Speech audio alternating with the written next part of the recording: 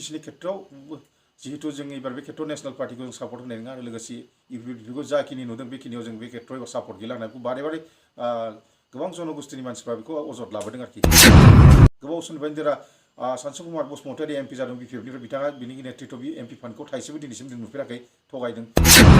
पार्टीनिफ्राय जुदि जोंनि गांनाय उखैनायखौ जुदि मोजाङै जाय मानसिया सुफुंनो हायो बेबायदिखौ नेथानोसो जों पार्टी हिसाबै जों भटखौ होगोन खुनु बिटिसिनि खेत्रआव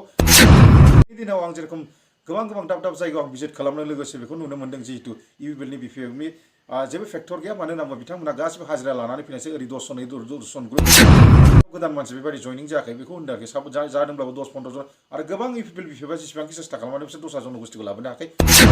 दिनैनि दिनाव जुदि इउपिपिएलआ जुदि भट खेलेयोबा बिथांमोना भटारा एकदम गैथ्रा बिराद जिर' आरो लोगोसे बिपिएफखौबो 17 बोसोर जेबो खालामाखै होनदों बिथांमोनाबो केन्डिडेट गैया बे खेत्रआव आं दिनै बुंदों फायदा थेवब्लाबो सरकार दं फिसिं एलायन्स हिसाबै इउपिपिएलजों जागोन बे स्पष्ट खोथा खुलुमबाय आं पिआरपि पार्टीनि स्टेट प्रेसिडेन्ट हिसाबै दिनै बेखौल' बिबुंथि होनो सानदों मानो होनना बुङोबा गोबां जायगायाव आङो भिजिट खालामबाय सरलपारा आरो चिरां आरो बाक्साथिं आं थांगासिनो दङ आरो क'क्राझार डिस्ट्रिक्टआव जोबनानै थांबाय फारि फारि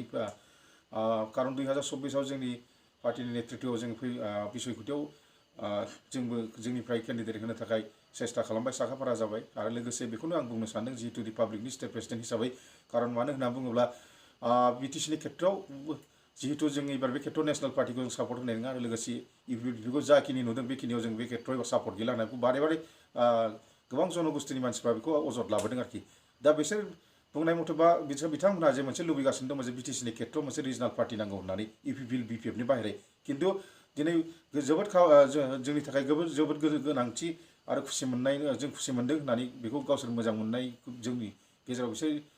SMS होदों आरो लोगोसे कमिटमेन्ट खालामदों गोबां जनगोष्ठीनि मानसिफ्रा मानो होनना बुङोबा फैबाय थानाय दानाव निश्चय नोंथांनि पार्टीयाव जों गोदान पार्टी होननानै जथेस्थ' जों सापर्ट होगोन कारन गोबाव समनिफ्रायनो जेरा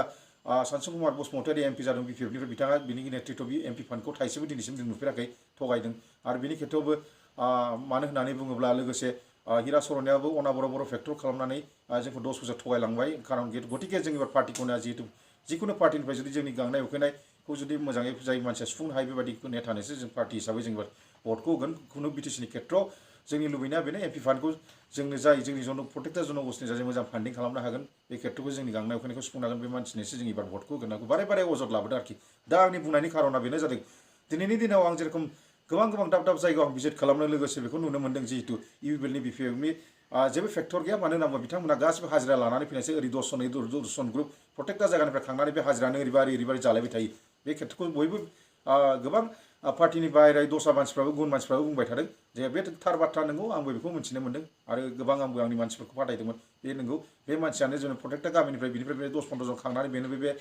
बे ग्रुप जालायनानै बेनाखै खुनु बिसिनाव गोदान मानसि बेबायदि जयनिं जायाखै बेखौ होनदों आरोखि साब जादोंब्लाबो 10-15 जन आरो गोबां इउपिपिएल बिपिएफआ जेसेबांखि सेस्था खालामनानै बिसोर दस्रा जनगोष्ठीखौ लाबोनो हायाखै कारन मोनसे गिदिर स्टेज पारफर्म खालामदों बिसोरखौ बिराद थाखा फैसा दं गोबाङैनो जिहेतु बिसोर खरसा खालामदों खिन्थु पाब्लिकनि गेजेराव जे पाब्लिकआ खिन्थु जिबनावबो बिसोरखौ माब्लाबाबो जे एबार एमपिनि खेत्रआव एक्सेप्ट खालामनाय नङा होनदों आं दिनै बेखौल' स्पष्ट खोथा बुंगोन जे पार्टीनि नेतृत्वआव स्टेट प्रेसिडेन्ट बिटिसिआव फैबाय थानाय दानाव जोंनि पार्टीया निश्चय देरहागोन आरो फायदा जागोन दिनै खोनासंला इउपिपिएल जों बिजेपिजों एलायन्स दं हिसाबै दिनैनि दिनाव निश्चय पाब्लिक रिलेसनशिप पार्टीजों जागोन गमामायैनो बे थार बाथ्रा मानो होननानै बुङोब्ला नैबे खेत्रआव जोङो नुदों जिहेतु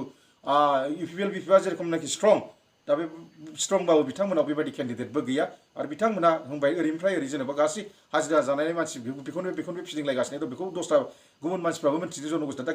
गतिके जोंनि पार्टीयानो जागोन आरो दिनैनि दिनाव जुदि इउपिपिएलआ जुदि भट खेलेयोबा बिथांमोना भटारा एकदम गैथ्रा बिराद जिर' आरो लोगोसे बिपिएफखौबो 17 बोसोर जेबो खालामाखै होनदों बिथांमोनाबो केन्डिडेट गैया बे खेत्रआव आं दिनै बुंदों फायदा थेवब्लाबो सरकार दं फिसिं एलायन्स हिसाबै इउपिपिएलजों जागोन बे स्पष्ट खोथा आंनि मोनथिनाय मथेबा कारन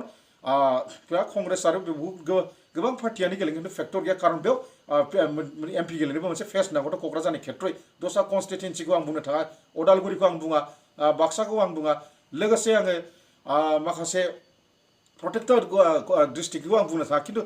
गमामायै एसे खालि जोंनि नैबे जिहेतु क'क्राझारनि खेत्रआव आं बुंगासिनो फैबाय थानाय बिसयखौथ' जोंनि पार्टीनिफ्राय जथेस्थ' देरहानाय निश्चित मानो होनना बुङोबा खुनु इउपिपिएल बिपिएफखौनो फेक्टर होनो नाङा आं गिसिगिनाव बुंनानै फोजोबनो सानबाय गोजोन्थों